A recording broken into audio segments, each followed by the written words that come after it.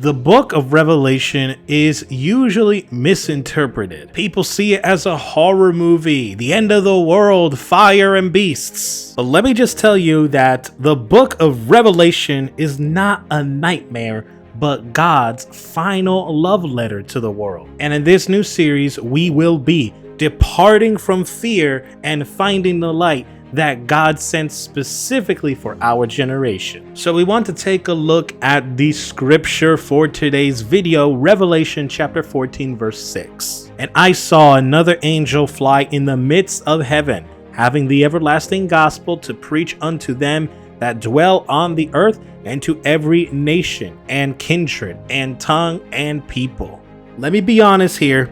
We cannot understand Bible prophecy without the cross. If we see the part in this Bible verse where it mentions the everlasting gospel, it means God's plan to save you. And that plan has not changed since the beginning of time. We have to look at Bible prophecy in this perspective.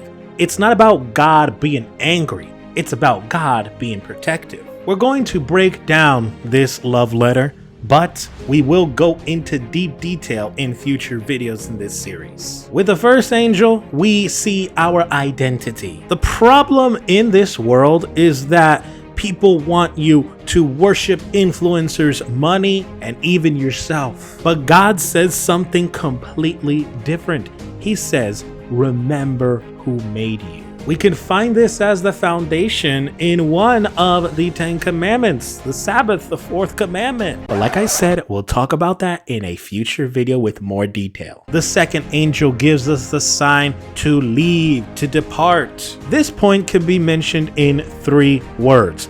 Babylon is fallen. What Babylon represents is the confusion of this world. It's the noise of modern culture and the religious systems that have traded Bible truth for human traditions. Now, no, this is not an attack. This is a rescue mission. God is saying that that system is sinking. Come out of the noise and into the light. And the third angel reveals the standard of loyalty. This is where we get into the warning against the mark of the beast. It's not about a barcode, it's about loyalty. The question to ask: who has your heart at this moment? And this message identifies a group of people known as the saints as those who keep the commandments of God and have the faith of Jesus. Another question to ask: in who do you trust while the world demands you to conform? It's true that now in 2026, we are more connected than ever,